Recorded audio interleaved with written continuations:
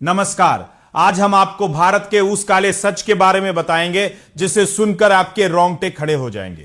क्या आप सोच सकते हैं कि एक वक्त ऐसा भी था जब हमारे देश की तिजोरी पूरी तरह खाली हो चुकी थी? एक ऐसा पल जब भारत की इज्जत दांव पर लगी थी और हमें अपना सोना विदेशों में गिरवी रखना पड़ा था। जी हां, यह कहानी है 35 साल पुराने उस महासंकट की जिसने भारत की अर्थव्यवस्था की नींव हिला दी थी।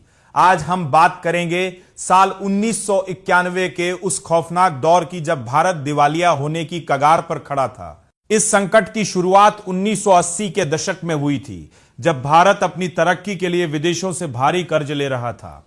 सरकारी खजाना तेजी से खाली हो रहा था और विदेशी मुद्रा भंडार खत्म होने की कगार पर था। साल 1990 में जब इराक में कुवैत पर हमला किया तो हालात और भी बदतर हो गए।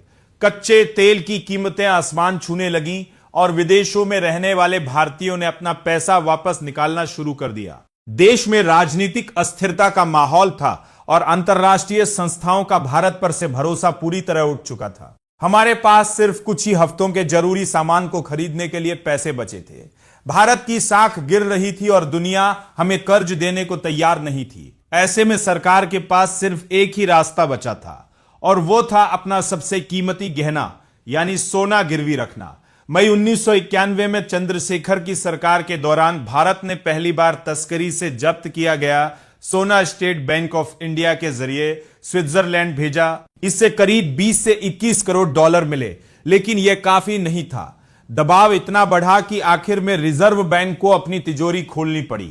46.91 टन सोना बैंक ऑफ इंग्लैंड और बैंक ऑफ जापान के पास गिरवी रखने का फैसला हुआ। यह ऑपरेशन इतना गुप्त था कि किसी को कानो कान खबर नहीं होनी चाहिए थी। जुलाई 1991 में 47,000 किलो सोना 4 किश्तों में सुरक्षा के कड़े घेरे में लंदन भेजा गया।